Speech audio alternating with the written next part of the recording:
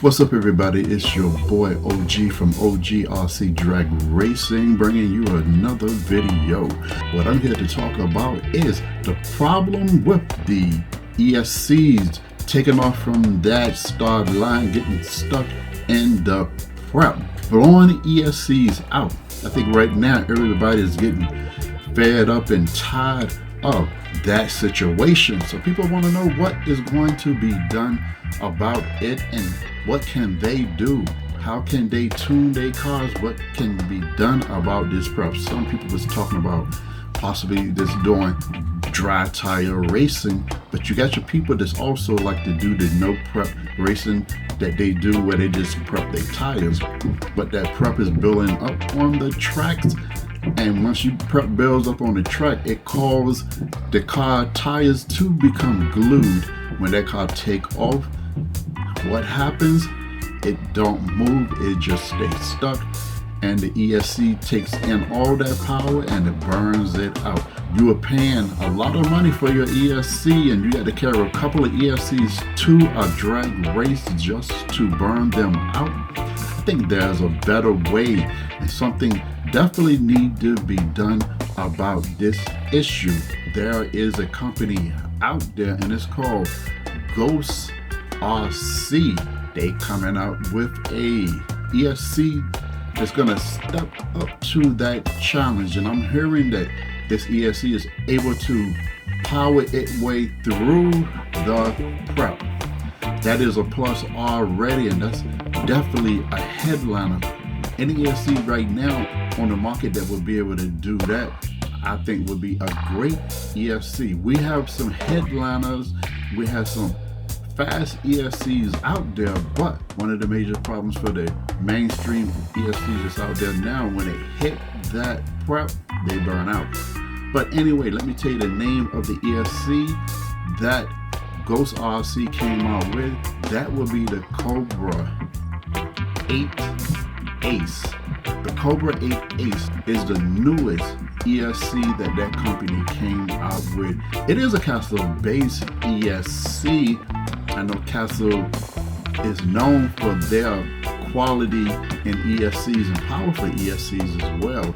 The Cobra 8 Ace is a drag racing in mind ESC, specifically designed for drag racing and to eliminate that problem that everybody been running into, getting stuck in the prep. So that's a good thing, because $300 a watt for an ESC is a lot of money to be spending. Or should I say up to $300. A lot of people buying the ESCs and then they having, the 8 gauge and a 6 gauge and a 12 gauge and whatever gauge wire that they can fit on the ESCs put on there, and they doing all of these upgrades to the ESC, which drives the price of that particular ESC up. But I'm glad to bring you that information, and that's what this channel is all about, bringing you information of things that hopefully can make you feel better about this sport/hobby. And I just wanted to inform you on what's going on and what can be done about it. So this Cobra 8 Ace ESC should be a game changer in my opinion. So Ghost RC has started to release those ESCs, and you can start ordering them. The first batch of ESCs that come out will be just in plain black boxes. They won't have no nice fancy pictures and graphics and all of that on there. Neither would they have any stickers. If you are interested in stickers and want a beautiful box, then you probably should wait about the second or third batch of those coming out. I have the R code, whatever you call the little code thing there in the corner right there, where you can just scan that. The barcode there in the corner, scan the barcode in the corner, it would take you directly to the website where you can check it out for yourself and get more information about that. And if you so decide to order it, you can order it right there and get one shipped directly to you. So don't think you buying a miracle out the box because you buying this ESC, but what you are getting, an ESC that can stand the battle, an ESC that can hold up to some of the mistakes you might make. You know how sometimes you're doing your gearing or you're doing your programming and stuff, and you didn't have it directly on point and you burn something out? Well, this ESC is more forgiving, so this is definitely good for people who just starting out.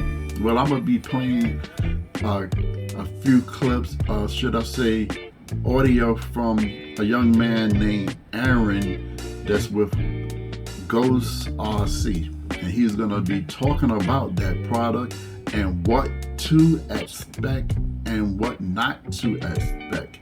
But I'm just excited to bring this to you. This is a big game changer, in my opinion. We spent a lot of time, developing, testing at the track, development, and then go back to development, go to the track. And we was finding, of course, problems, because there's going to be problems with any new product you're developing from the ground up. And the great thing is we was able to nail down some of the starting line, problems that we developed with the first ESC I released, the Monster 6S Ace. Now, when I released that thing, the starting line wasn't really a problem, and then, going into 2023, it got crazy. So unfortunately, it was a prep problem, and that's what I battled, all this year, is to get this ESC to come out of the prep, the stickiest of sticky prep. As long as you have enough power in the ESC, it will rip out. And that's one of the key things, and that's one of the things I want to highlight here, is that, you got to have enough power in the ESC. I don't get out of bed unless I'm running 50% start power in the ESC, and then the whole time. But we can get into that later. But yeah, back to the original question. Yeah, Castle's product is different. They obviously can run up to 6S on their product. Mine's a 4S limit, and that has to do with some of the internal components that we had to change during the R&D process and engineering. So there is a lot of difference, and I've seen some guys make a mistake and they bought it, and maybe some guys even bought it and they're like, well, screw it, I'm just going to try their product. It's got to be the same. And I hate to break it to you, but it is not. And Castle, on one of their first press releases, if you read it, it does say if you want to have a drag racing ESC, the drag racing version, go to ghostrc.com for it. When you get the product, you can't expect that you're magically going to be fast. We still got to, there's still a lot that goes into the whole program, because we got to remember, you got the chassis, you got tires, you got, your battery strength, the battery health, I should say, your motor, your gearing. There's still it's a whole program. Now, the ESC is capable of a lot of, I'm going to call it mistakes or oopses, to where maybe you put a little too much of that in it, or you didn't have enough power in it.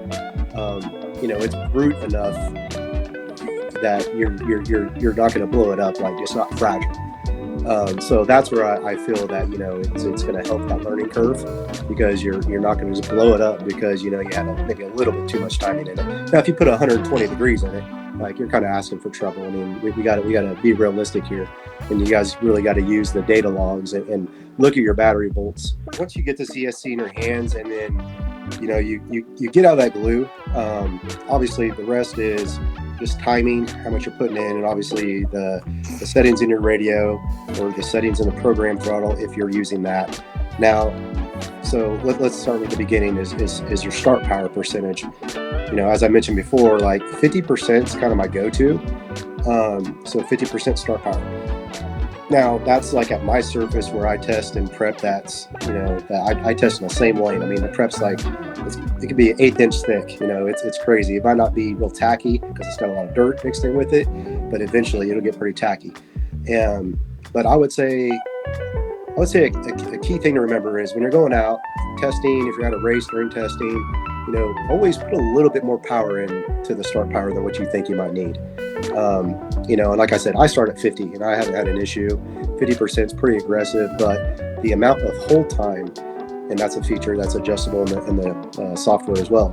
So I would recommend, when you're starting out, at least be above or go to 100 or more. Now, I like to end up, I'll be somewhere between 150 and 200. And this is just kind of playing around. I haven't really honestly dialed my tune. To the guys that think I have some crazy tune for this thing, I mean, I've tuned this thing multiple different ways, and I've had really good success. So I've been 1.5s many times, 1.4s also. So I don't have like a specific tune right now. I am still working on that because I just got out of product development, and I was just putting this thing to a torture test. So back to the start power is, start at 50%. If it's too much, if it's knocking the tires off right away, you can see in the data log. Maybe go down to 40%. And then if it seems okay, just keep an eye on it and make sure your RPM in the data log isn't kind of flatlining. You want it to kind of spike up. And then once it drops off start power, you will see it hit your radio, like whatever you're commanding through your radio and your curve. And I know tons of people that run different curves. So the biggest thing is just make sure you're hitting it with enough power, and then slowly go up on that hold time as the track starts coming around. And then you might want to bump it to 55, 57, 58, 60%. I honestly, with the newest update that we tested, I haven't been over 60% yet, and that was with a crazy video that I put up of getting out some real crazy stuff. I was trying to get it stuck, and I was surprised that at 60% start power, it came out no problem. Thank you, and I want to definitely thank you for tuning in and watching this video. And I'm going to ask you, if you haven't did so, to like and subscribe to this channel, and don't forget to share this with a friend. And then at the same time, hit that notification bell, because I'm going to be coming out with some more videos keeping you informed on the things that we need to know most, and that's being able to save money in this nice hobby / sport. I'm your boy OG from OGRC, and I'm gonna say to you, have a safe weekend, whatever it might be during the time that you are watching this video, and peace, and I'm out of here.